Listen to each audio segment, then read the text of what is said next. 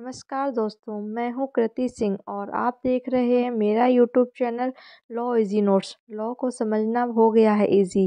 दोस्तों, आज हम बात करेंगे अपहरण और व्यपहरण के बीच के अंतर की। दोस्तों, व्यपहरण को इंग्लिश भाषा में किडनैपिंग कहते हैं और अपहरण को एब्डक्शन कहते हैं। अपहरण और व्यपहरण दोनों ही अलग होते हैं। दोस्तों, कई बार हमने देखा है कि न्यूज़ चैनल या न्यूज़पेपर में लिखकर आता है कि व्यक्ति की किडनैपिंग हो गई है। लेकिन दोस्तों, हम आपको बता दें कि किडनैपिंग बच्चों की होती है, जिसे व्यपहरण कहते हैं।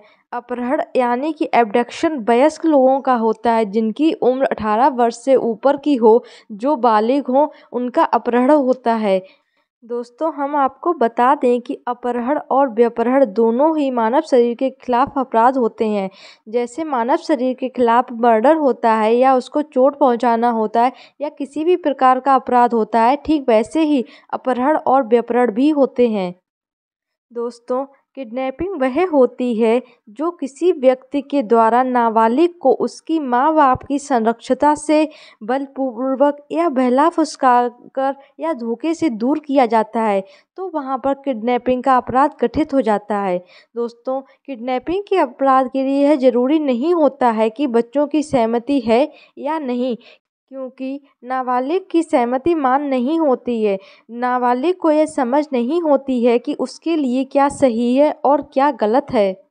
दोस्तों, किडनैपिंग नाबालिग यानी कि जिनकी उम्र 18 वर्ष से कम है, उन बच्चों की होती है और नाबालिग के साथ साथ उन लोगों की भी किडनैपिंग ही होती है जिनका दिमाग स्वस्थ नहीं होता, जो विकृत मस्तिष्क के होते हैं। चाहे वह व्यक्ति 18 वर्ष से कम उम्र का हो या 18 वर्ष से अधिक उम्र का हो, वह व्यपहरण यानी कि किडनैपिंग की श्रेणी में ही आता है। दोस्तों, नाबालिग और पागल व्यक्तियों को उनके कानूनी संरक्षक यानी कि अभिभावक की सहमति के बिना उनकी संरक्षता से दूर करना ही व्यपहरण कहलाता है। दोस्तों, किडनैपिंग दो प्रकार की होती है। पहली वह होती है जिसमें नाबालिग को किडनैप करके देश से बाहर ले जाया जाता है। इसके बारे में भारतीय दंड संहिता की धारा 360 में बताया गया है।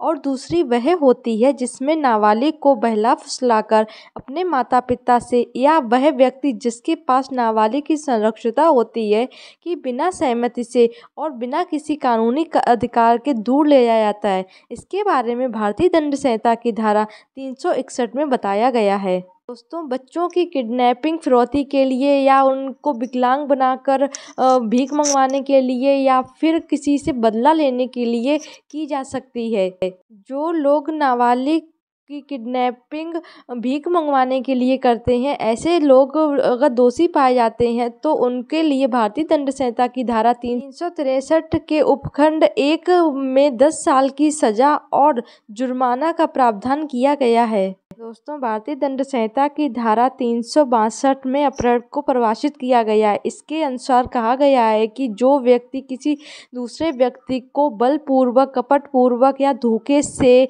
या जबरदस्ती एक स्थान से दूसरे स्थान ले जाता है, तो वह अपहरण कहा जाएगा। दोस्तों, अपहरण किसी भी उम्र के व्यक्ति का हो सकता है, लेकिन वह नाबालिग नहीं होना चाहिए और ना ही वह विकृत मस्तिष्क का होना चाहिए।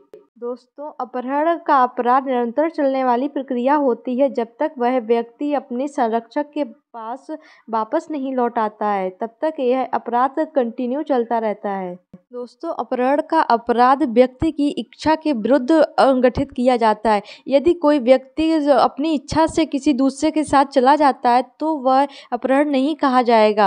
उदाहरण के लिए दोस्तों, मान लीजिए कोई व्यक्ति किसी बच्चे को या किसी नाबालिग को उसकी संरक्षक की सहमति के बिना बहला फुसलाकर या जबरदस्ती या किसी चीज़ का लालच देकर या धोखे से अपने साथ ले जाता है, तो यह व्यपहरण का अपराध होगा, यानी कि किडनैपिंग। और जब कोई व्यक्ति किसी दूसरे व्यक्ति को जो वयस्क है उसकी इच्छा के विरुद्ध जबरदस्ती एक स्थान से दूसरे स्थान ले जाता है, तो वह अपहरण कहा जाएगा। दोस्तों यह थी व्याकरण और अपहरण से संबंधित कुछ जानकारी। आई होप दोस्तों कि आप सभी को व्याकरण और अपहरण का अंतर समझ में आ गया होगा और आपको हमारी वीडियो पसंद आई होगी। ऐसी ही वीडियो को देखने के लिए और लॉ को आसान भाषा में समझने के लिए आप हमारे YouTube channel law easy notes को सब्सक्राइब करें और कमेंट में बताएं कि आपको हमारी वीडियो कैसी लगी और लाइक करना शेयर करना ना भूलें। धन्यवाद।